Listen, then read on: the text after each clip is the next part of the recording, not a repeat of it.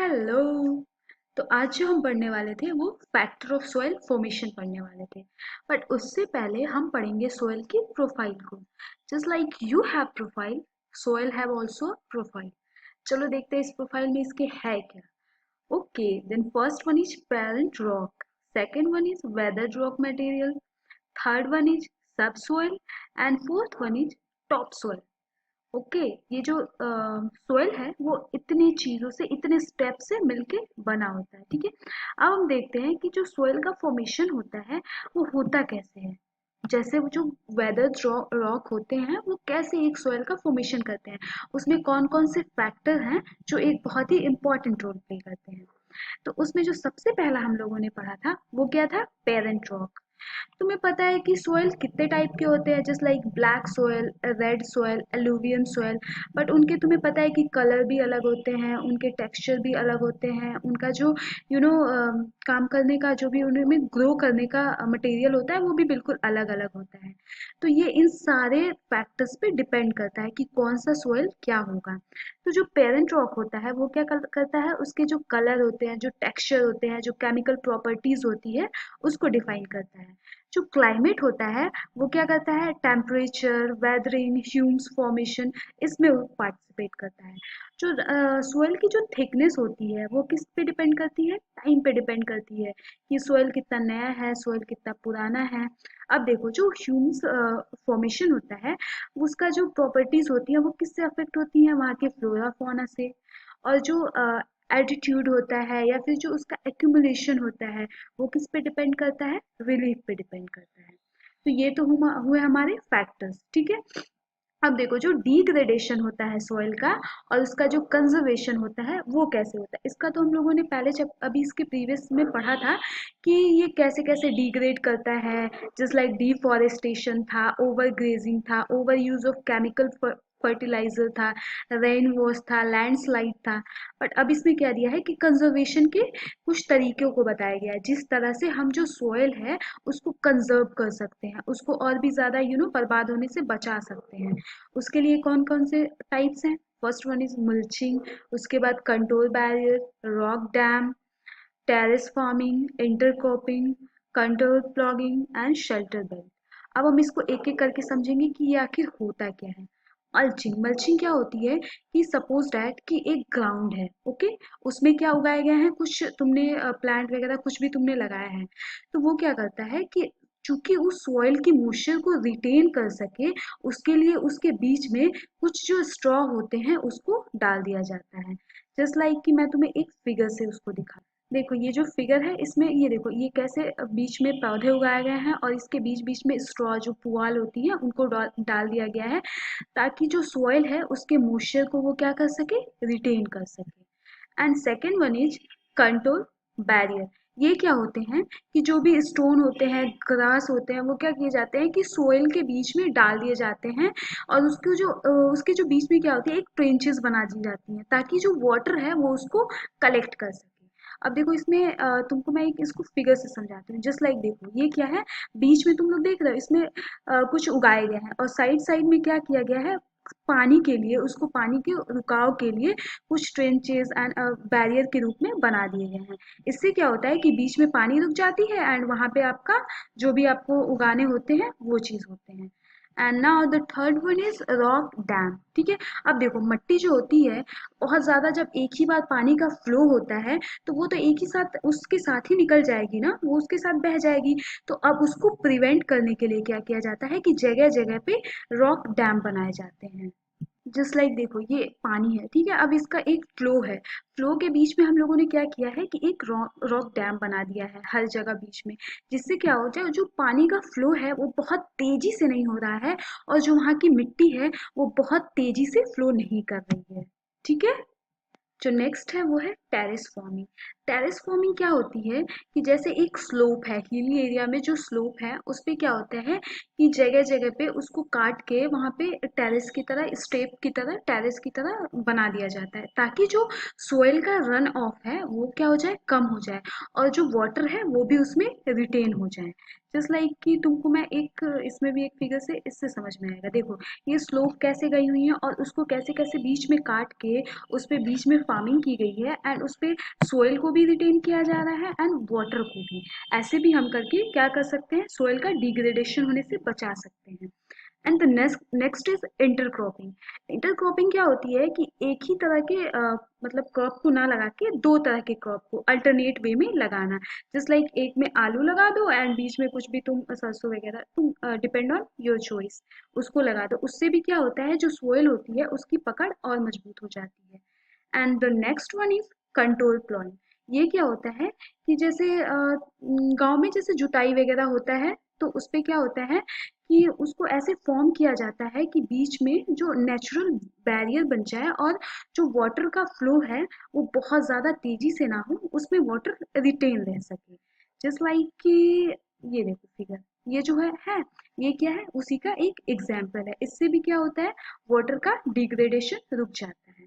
And the next is shelter belt. Shelter belt क्या होता है, जो कोस्टल रीजन्स होते हैं या फिर जो ड्राई रीजन्स होते हैं, उसमें समर्स में क्या होती है कि जो सोयल होती है उसको बचाने के लिए, उसको मतलब कवर करने के लिए कि विंड जो बह रही है उससे जो सोयल है वो बहुत ज़्यादा इधर उधर ना हो जाए, उसके लिए एक शेल्टर बेल्ट मतलब एक पेड़ या फिर पौधों का रो में लगा दिया जाता है, जिस तरह से उसका जो सोयल है वो रिटेन रह सके। Just like you can see from this picture and also this is a example. Okay, तो इससे भी क्या होता है, सोयल का डिग्रेडेशन नहीं होता है। तो ये तो हुए हमारे जो सोयल है उनको डिग्रेडेशन से बचाने के लिए। अब इसमें देखो कुछ एक्टिविटीज दी गई हैं, होमवर्क के लिए है, ये तुम लोग अपने आप से कर लेना। And the next one is water. Water कितना होता है, तुमको मैंने बताया था कि 70% जो अर्थ का भाग है वो क्या है, वाटर है, मीन्स 3/4। और इसी वजह से हमारा जो अर्थ है उसको क्या बोला जाता है, वाटर प्लैनेट भी बोला जाता है। और अगर तुम लोग इसको देखोगे तो ये किस तरह का, इसीलिए ब्लू ब्लू दिखाई देता है क्योंकि ये वाटर प्लैनेट है।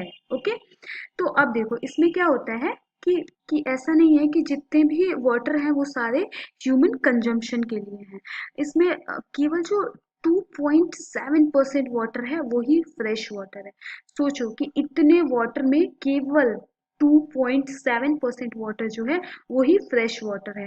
बाकी वाटर जो है वो काफी सलाइन है, जिसको हम कंजम्पशन नहीं कर सकते हैं।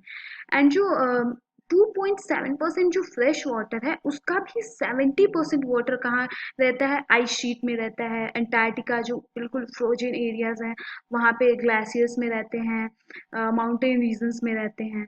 एंड वो उनकी लोकेशन की वजह से क्या है, वो इनएक्सेसिबल है, वो हम वहाँ तक हम लोग पहुँच नहीं सकते, वहाँ से हम लोग वाटर को ला नहीं सकते, जो भी इतने फ्रेश वाटर है।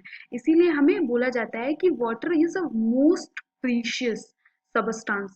उसको बहुत ही ज़्यादा अच्छे तरीके से यूज़ करो, क्योंकि सोचो इतने वाटर में केवल 1% अगर फ्रेश वाटर जो है वो हम लोग को पीने लायक रहे, बाकी वाटर हमारे पीने लायक रहे ही नहीं, तो इतना सारा ह्यूमन जाएगा कहाँ, सब लोग जाएंगे कहाँ, क्या करेंगे। एंड वाटर ऐसी चीज़ है जिसके बिना हम जी नहीं सकते। तो इसीलिए बोला है कि every drop is precious. Okay, अब देखो इस पैरा में क्या बताया गया है कि जो वाटर है वो एबंडेंट मात्रा में हमें दिखता तो है, बट ये ऐसा किस वजह से होता है, ये एक कांस्टेंट रहता है। ये किस वजह से होता है, वाटर साइकिल की वजह से। जो हमारा वाटर है वो क्या होता है, इवेपोरेट होता है, उसके बाद कंडेंस होता है। आपने वाटर साइकिल तो पढ़ा ही होगा अपने प्रीवियस क्लास में। तो उसकी वजह से क्या होता है कि वो अपना साइकिल उसी साइकिल में रहता है, बट ये नहीं है कि वो हमेशा से एक ही फेज में रहेगा। ठीक है, अब देखो जो ह्यूमंस है, ऐसा नहीं है कि सिर्फ जो वाटर है उसका केवल पीने के लिए ही उपयोग करते हैं। हम bathing, washing, each and everything हमारा वाटर से ही सुबह शुरू होता है। तो क्या होता है कि वाटर जो है वो एग्रीकल्चर इंडस्ट्री में भी यूज हो रही है, इलेक्ट्रिसिटी जनरेशन में भी यूज हो रही है, हमारे डे टू डे लाइफ में भी यूज हो रही है। तो इसका क्या हो रहा है कि जो वाटर है उसका जो पॉल्यूशन या फिर जो भी यू कैन से जो पॉपुलेशन है और जो अर्बनाइजेशन है वो कितने इफेक्टिव तरीके से वाटर को यूज़ कर रहा है। क्योंकि जितनी ही पॉपुलेशन बढ़ेगी वाटर की डिमांड उतनी ही होगी और उतना ही वाटर का क्या होगा, शॉर्टेज होगा। अब तुम इस एक्टिविटीज से अंदाजा लगा सकते हो कि एक दिन में एक इंसान को 150 लीटर वाटर की ज़रूरत होती है। तो अब हम इसको किस तरह से सेव करते हैं या फिर किस तरह से हम उसको यूज़ करते हैं, इस totally depend on us. Okay, अब देखो यहाँ पे क्या लिखा है कि प्रॉब्लम ऑफ वाटर अवेलेबिलिटी। अब हमारा जो वाटर है उसके उसका प्रॉब्लम कहाँ कहाँ आ रहा है और कैसे कैसे आ रहा है। जैसे हमारे वर्ल्ड में कुछ कंट्रीज हैं, अफ्रीका है, वेस्ट एशिया है, साउथ एशिया है, वेस्टर्न यूएसए है। वहाँ पे क्या है कि सारे के सारे शॉर्टेज वाटर की जो है, फ्रेश वाटर की शॉर्टेज फेस कर रहे हैं। क्यों कर रहे हैं? क्योंकि वहाँ का जो क्लाइमेट है, या फिर जो वहाँ पे ड्रॉट आ रहे हैं, या फिर जो वहाँ पे वहाँ का जो पैटर्न है, वो सारी इस पे बहुत ही मेजर रोल प्ले कर रही है। अब इसका जो है ओवर एक्सप्लॉइटेशन कैसे कम हो, कंटामिनेशन ऑफ वाटर कैसे कम हो, या फिर उनको देख के हमें क्या सीख लेनी चाहिए, उसके लिए हमें वाटर को कैसे कंजर्व करनी चाहिए, नेक्स्ट में हम लोग उसको पढ़ें। और साइड में ये भी देखो कि एक जो सिटी है वो टोटली वाटर परचेजिंग पे ही डिपेंडेंट है। 1.2 लाख पीपल हैं, और वो टोटल जो उनका पानी है वो खरीद के ही काम चल रहा है। सोचो कि ऐसे दिन आ गए तो क्या होगा, मतलब इंसान जाएगा कहाँ। और ये देखो ये फिगर है, ये जो है यमुना रिवर है, ठीक है। ये कितनी पॉल्यूटेड है, कितने इंडस्ट्रियल इसमें पॉल्यूशन है, या फिर जो भी गार्बेज है, तुम लोग भी आसपास देखते होगे, तुम्हारे वहाँ जो भी डैम होंगे, जो भी नदियाँ होंगी, जो भी तालाब होंगे, उसको कैसे उसमें कूड़े या फिर उसका जो भी उसका जो भी पॉल्यूशन हो रहा है, वो कैसे उसको रखा जा रहा है। तो इसके लिए तुम लोग भी एक एक करके अपना अपने अपने तरफ से at least 1 person can take a initiative, ठीक है। अब देखो हम इसका कैसे कंजर्वेशन कर सकते हैं, हम क्या इनिशिएटिव ले सकते हैं।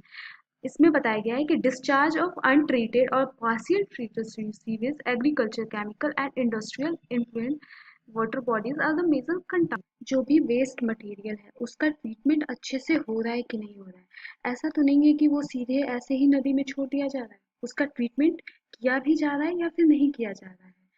क्योंकि वो सब ऐसे ही अगर छोड़ दिया जाएगा तो वो वाटर को बहुत ज़्यादा पॉल्यूटेड करता है। और फिर एग्रीकल्चर जो केमिकल्स हैं, ऐसे ही उसको भी छोड़ दिए जाएंगे, या फिर जो भी इंडस्ट्रीज के जो भी पॉल्यूशंस हैं, उनको अगर नहीं ट्रीट किया जाएगा तो ये सारे क्या होते हैं, हमारे वाटर को पूरा का पूरा पॉल्यूटेड कर देते हैं। और इसमें जो मेन जो मिनरल्स या फिर जो कंटेंट बोल सकते हो वो क्या होते हैं, नाइट्रेट होते हैं, मेटल होते हैं, पेस्टिसाइड्स होते हैं। ये मेजर रोल प्ले करते हैं वाटर पोल्यूशन में, और वाटर को इससे एक्सेस करने में हमारे लिए, या फिर जो हमारे आगे आने वाली जनरेशन है उसके लिए, अगर हम इसका ओवर यूज करें, बहुत ज़्यादा पॉल्यूशन फैलाएं, तो उनके लिए भी अनफिट होगा, एंड हमारे लिए तो होगा ही होगा।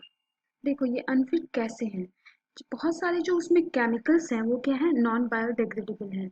तो वो क्या होते हैं, ह्यूमन बॉडी में वाटर के थ्रू पहुंच जाते हैं और तरह तरह की बीमारियां लाते हैं। आजकल तुम लोग देख ही रहे हो कि कितनी तरह की बीमारियां हो गई हैं।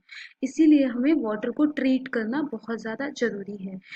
उनका जो प्रवाह रहता है वो उसकी उसको कम करके, इन सब तरीकों से हम लोग वाटर को क्या कर सकते हैं, कंजर्व कर सकते हैं। तो उसमें जो सबसे पहला होता है वो क्या है, फॉरेस्ट एंड अदर वेजिटेशन। जैसे हमेशा देखते हो कि ग्रीनरीज लगाने को बोली जाती हैं कि पेड़ लगाओ, पौधे लगाओ। उससे क्या होता है कि वो जो सरफेस है उसका सॉइल तो रिटेन रहता ही है, जो अंडरग्राउंड की जो वाटर है वो भी उसमें रन ऑफ नहीं होती है। एंड देखो दूसरा क्या है कि वाटर हार्वेस्टिंग, जैसे लाइक कि बारिश होता है और ऐसे ही पानी को छोड़ दिया जाता है। बट तुम राजस्थान वगैरह में देखोगे कि वो लोग क्या करते हैं कि वाटर को कहीं ना कहीं स्टोर करते हैं और फिर उसका यूज अपने अदर काम में करते हैं। तो उससे भी हम क्या कर सकते हैं, पानी को सेव कर सकते हैं। जो कनाल्स हैं उसको इरिगेशन में कैसे हम लोग यूज कर सकते हैं, और जो वाटर का लॉस हो वो मिनिमाइज कैसे कर सकते हैं, इसके द्वारा भी हम लोग वाटर को कंजर्व कर सकते हैं। और जो ड्राई रीजन्स हैं, या फिर जहाँ पे इवोपरेशन ज़्यादा होता है, वहाँ पे हम ड्रीप या फिर ट्रिकल इरिगेशन मेथड का यूज़ करके वाटर को बहुत ज़्यादा वेस्ट होने से बचा सकते हैं। तो इस इन सब चीज़ों से हम क्या कर सकते हैं कि वाटर को कंजर्व कर सकते हैं। And the next is natural vegetation and wild life. ये हम करते हैं नेक्स्ट क्लास में। Thank you.